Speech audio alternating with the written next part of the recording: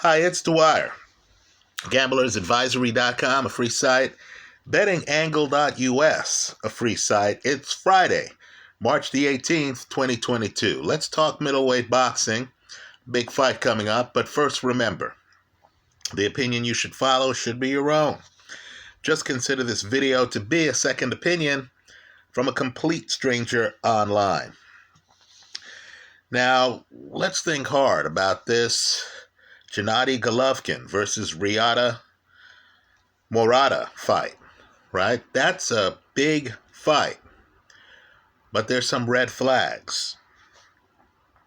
Golovkin now is 40 years old. Think about that for a moment. 40 at middleweight. His former trainer, Abel Sanchez, who he was with for years, and who, as an aside, is one of the better analysts of boxing. Right before a big fight, Google Sanchez's comments. Well, Sanchez believes that Golovkin has not been on his best lately.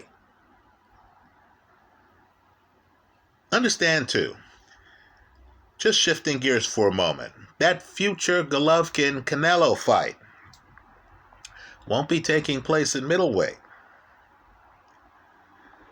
Right now, Golovkin doesn't have that problem here.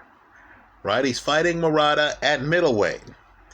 But just understand that at middleweight, in the fight before his last fight against Sergey Derevyanchenko, in my opinion, Golovkin looked bad. Let's be blunt. I thought he lost that fight. He has had only one fight since that 2019 fight. He's an older fighter who has been inactive. And he is fighting heavy punching Murata in Murata's backyard of Japan, figuratively speaking. Now, with all that said,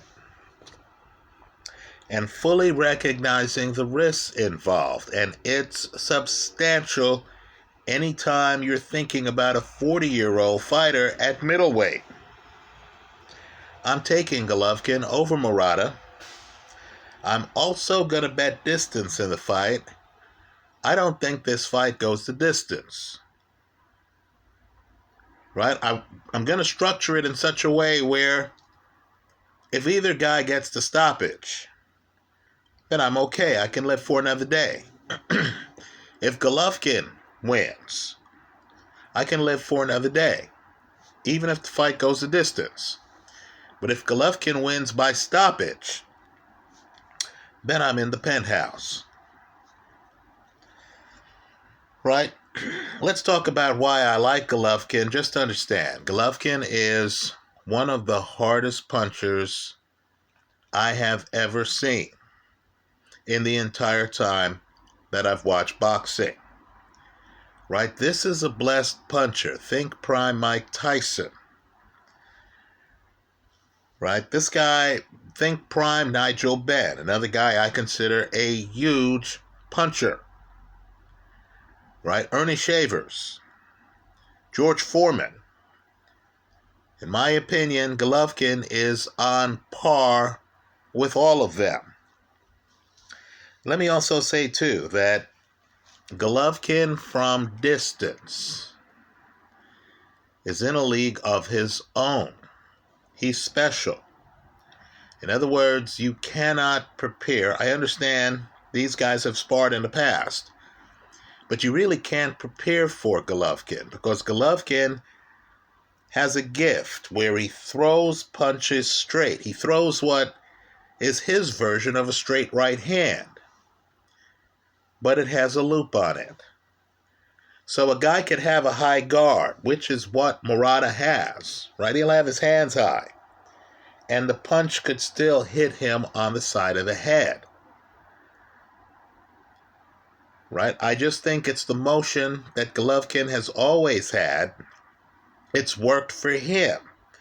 I don't even think he's trying to be clever with the loop. But the punch comes in on a loop.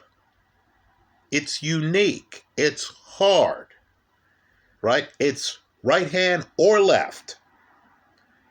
It's difficult to block.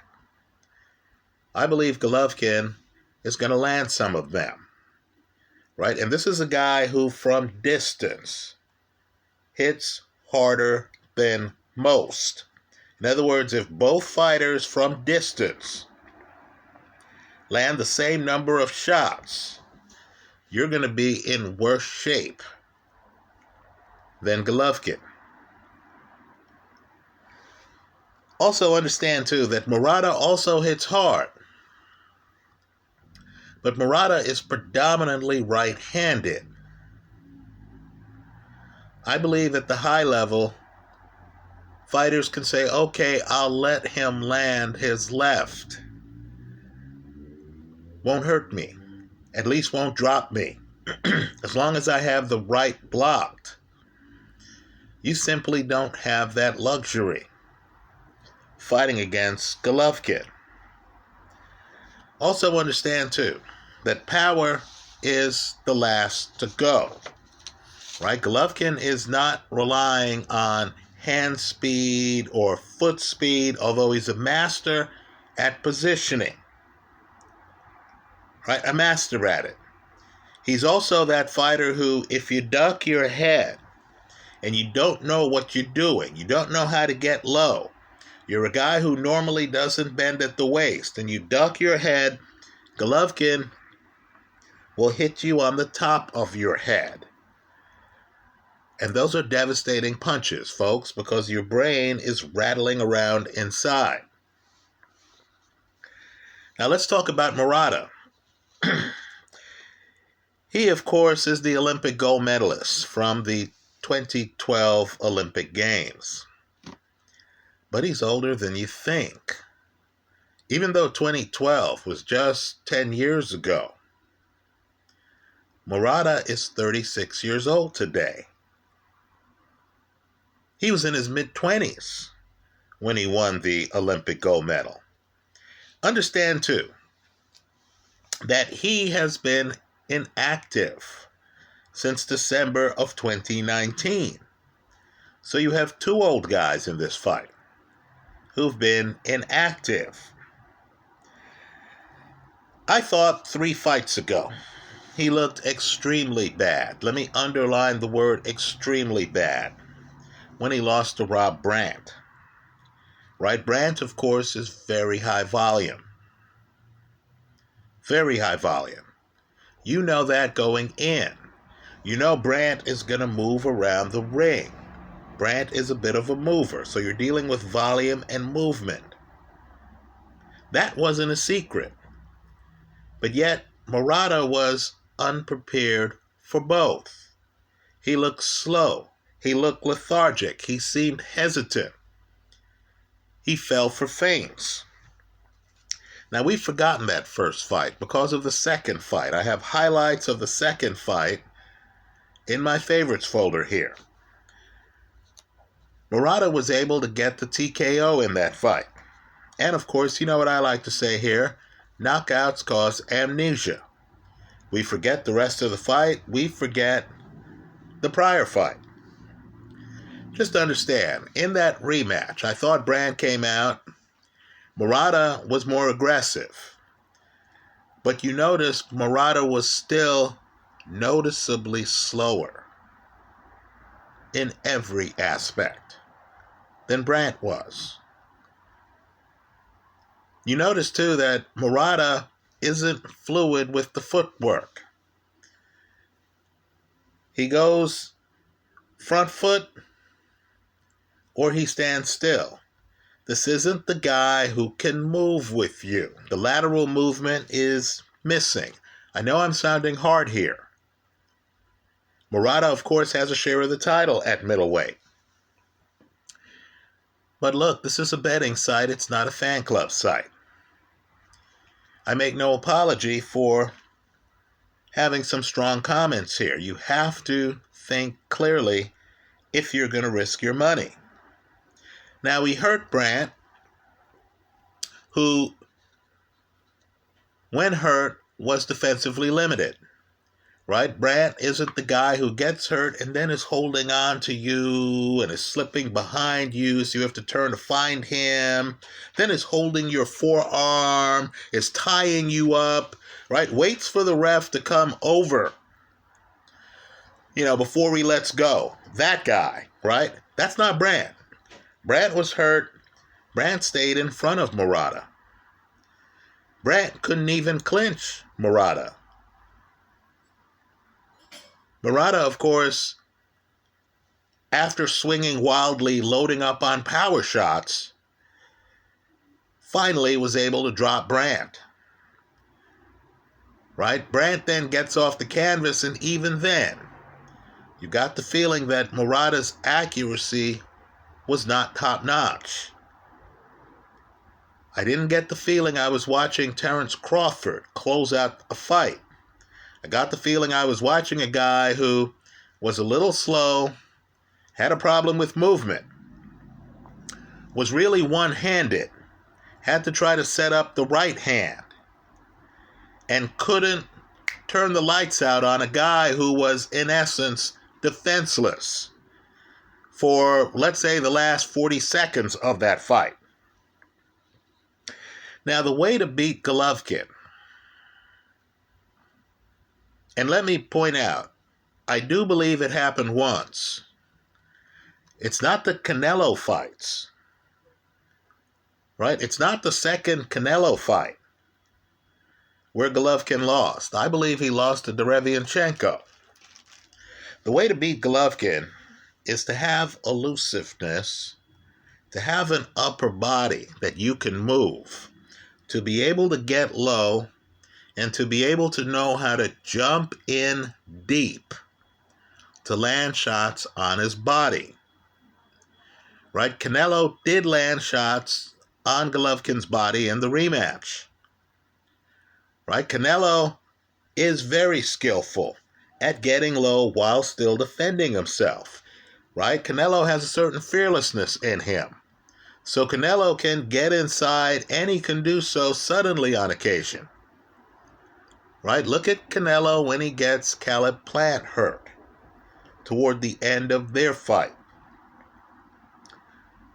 Right? Canelo has a certain rhythm to it. So he knows how to get low. He knows how to defend himself. He has the punching power to quickly turn a shoulder and throw a shot to the body. It's hard to find Canelo when he's coming in low. I don't believe Murata, who's a bigger guy, has the elusiveness, has the upper body movement, has the foot speed, the body speed to get in low on Golovkin. So to me, that's going to leave him relatively upright and outside against a guy who, let me repeat it, has few peers from distance in boxing. Right? Very few peers. Now, the fight has a lot of risks. As I mentioned earlier, Golovkin's 40. Understand, a big part of boxing is timing. And when a guy hasn't fought in over a year, I believe you have to question whether he's going to have the timing to land the big shots from outside that I'm suggesting will be landed in this fight. Right? Understand, too, life is unfair. This fight's in Japan for whatever reason. Murata is a crowd favorite. Right? Murata is kind of like Japan's version of Anthony Joshua. Right? People just like him. Now that's very important here, because I thought Golovkin won the first Canelo fight, but for some reason the fans were in love with his opponent. So that fight was ruled a draw. I thought the second fight was closer, but there too, I thought Golovkin either won the fight or the fight was a draw. I didn't think there was a possibility, given the number of jabs Golovkin landed in that fight, that judges could look at that fight and rule that he lost it. That's what they did. Understand, too, how tragic that was, and it is tragic. Golovkin is a historical middleweight. Look at the KO percentage in the middleweight division. If that second fight had been ruled a draw, Golovkin would still have his middleweight title. If, of course, the judges, erroneously in my opinion, gave the Derevianchenko fight to him. Right? I understand many of you disagree. You'll have a full opportunity to express your thoughts in the comment section of this video. But just understand, when a guy has had the successful defenses at middleweight, is literally having a historical reign, has put himself on the Mount Rushmore of great middleweight fighters, right? You think of Monzon, Hagler, Hopkins, right? Golovkin was there. And then to beat Canelo, who's bone tired at times, in the first fight, right? Canelo is moving all over the ring at times in the first fight.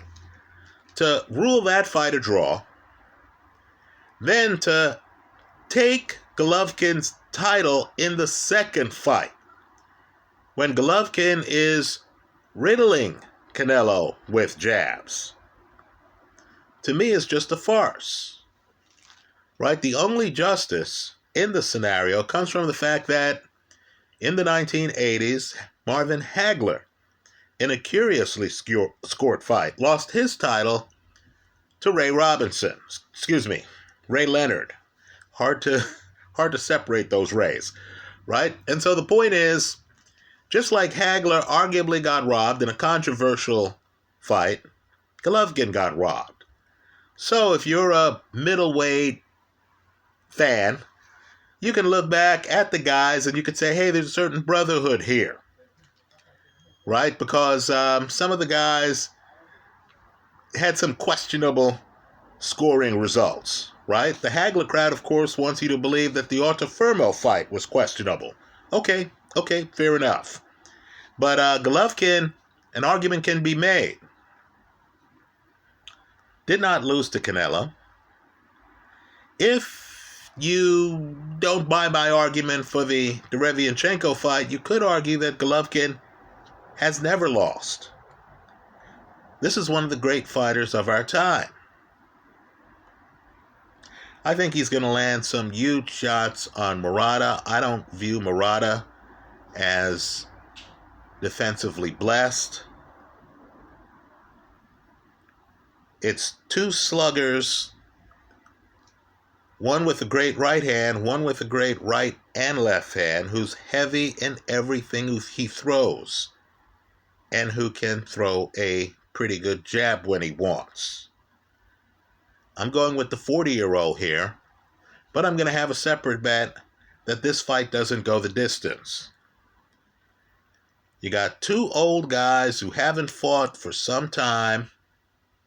The crowd's going to be fever-pitched.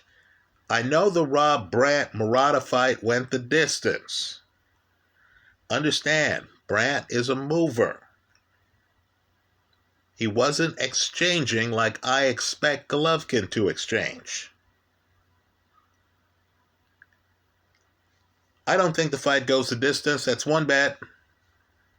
I think Golovkin wins the fight. That's the other bet. But I need for you to understand the risk involved. If the fight goes the distance, and the extremely popular Ryota Murata, folks, he's very popular in Japan. I'm almost certain this fight is going to be a box office bonanza.